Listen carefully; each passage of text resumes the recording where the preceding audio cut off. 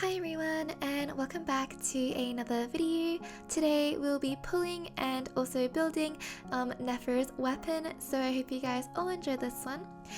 Just a disclaimer that I didn't actually intend to pull for Nefer's weapon, however we did end up getting it and it is still pretty viable on Lauma, hence why we are building it, so I hope you guys all enjoy. So to begin the video, we are going to be pulling for the weapon, of course. As you can see, my pity was literally 0. The last weapon I got was Varessa's signature back in like 5.7, I believe. I can't really remember.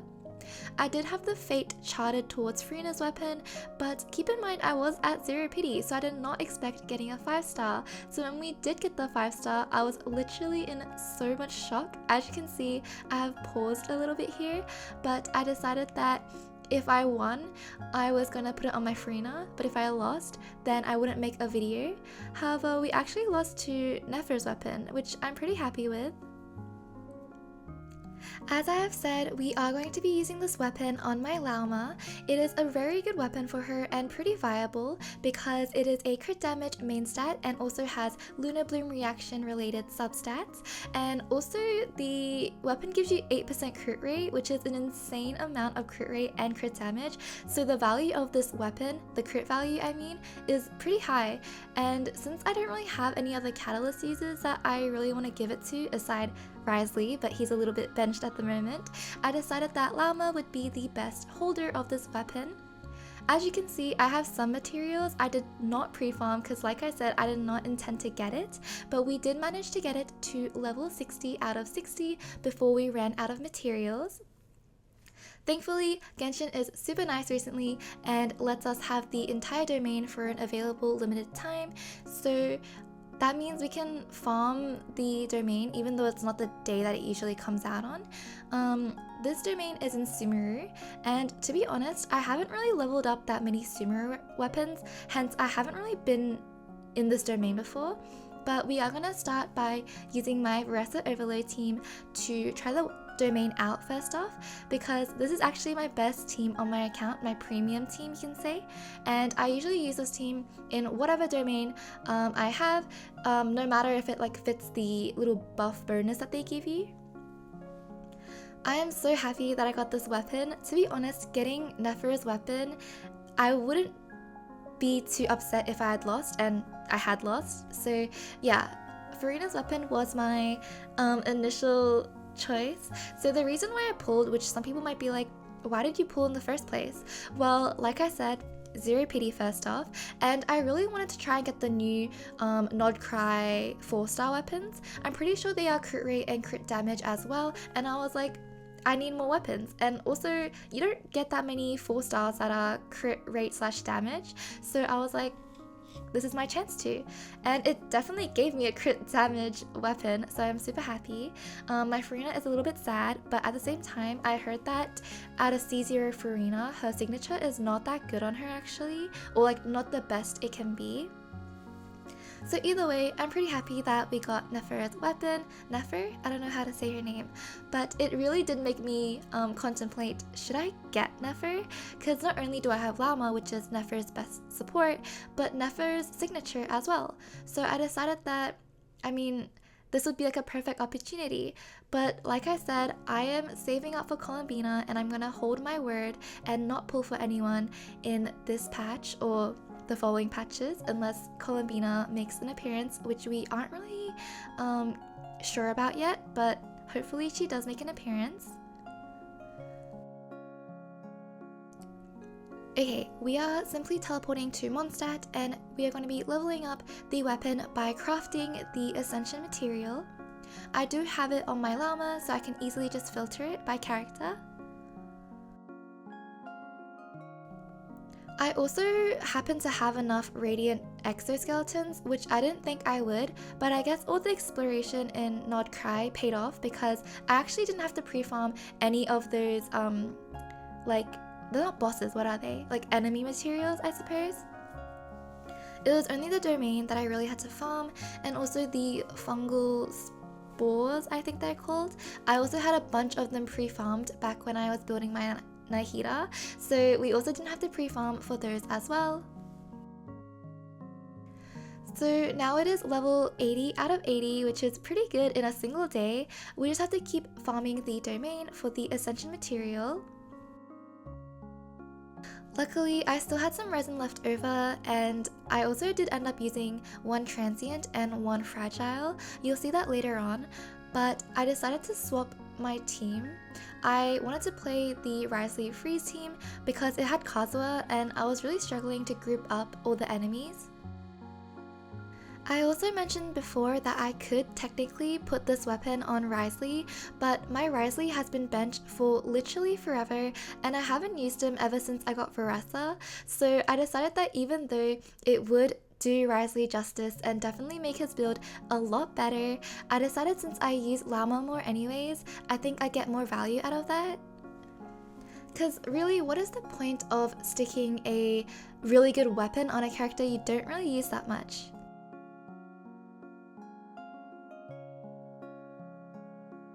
This team definitely cleared a lot faster than my Mavwika Varessa team, which I was kind of surprised, but at the same time not really, because this team is actually really well built and has really good synergy on my account.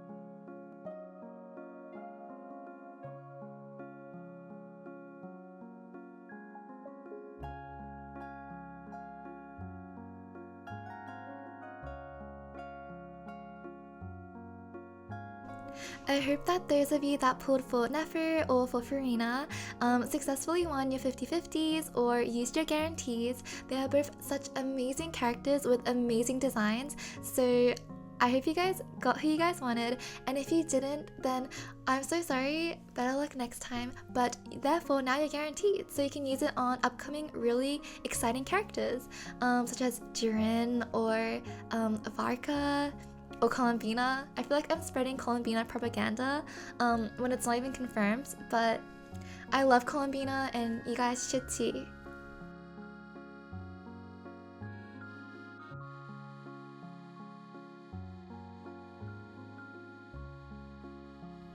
Okay, that was our final run of the domain, which means that we can finally level up Lauma's weapon to level 90. We're heading back to Mondstadt to the crafting table.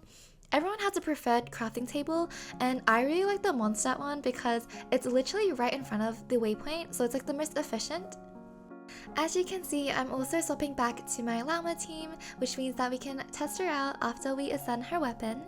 So it was actually pretty simple. I think I probably overfarmed a little bit, but we managed to get all the materials, which means it's finally time to level it up.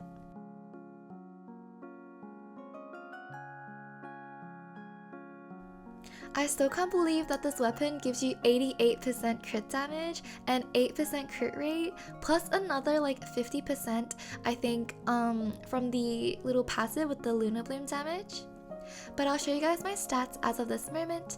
It doesn't look the best, but I promise it'll look a much better when she's actually in combat and all the buffs have taken place.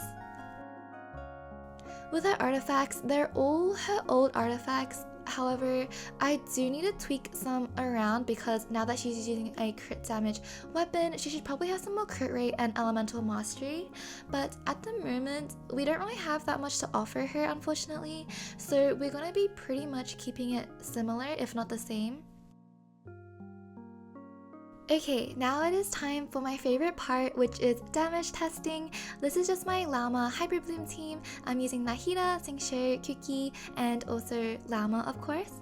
So with Lauma, as you can see, I did a hold skill there, and I did 167k with no ults and no buffs from Nahida.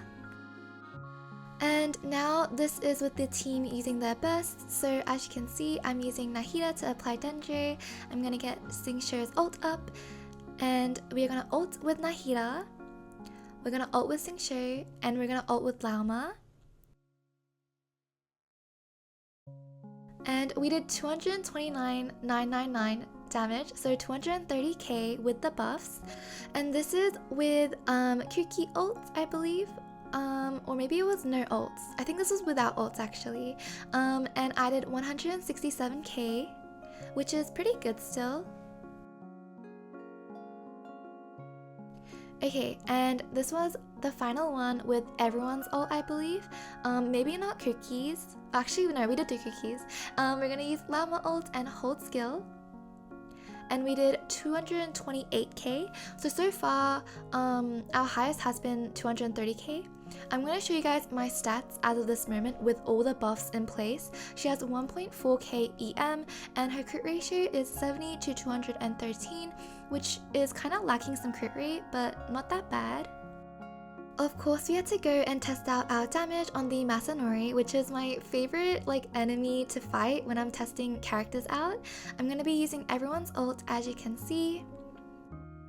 Unfortunately though, with Masanori, we only hit 63k, which is a lot less than we've been hitting in the previous enemies, which I don't know why. I think maybe we just did not crit.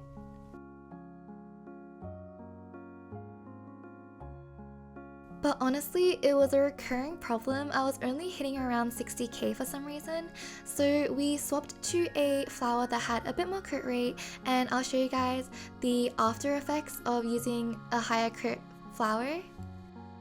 The fighting is a tiny bit scuffed because I did run out of energy. I think the only reason that I'm running out of energy for Lauma is that her original weapon was an energy recharge weapon compared to the current crit damage weapon. So I guess it's kind of like a trade-off. We hit 185k, which is a lot more than we've been hitting previously on Masanori, but still a lot less compared to just the enemies and not cry.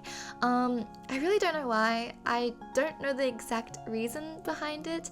I'm thinking it's because Masanori probably has more res compared to the enemies, and maybe because we were fighting enemies in not cry that also had some kind of impact on it.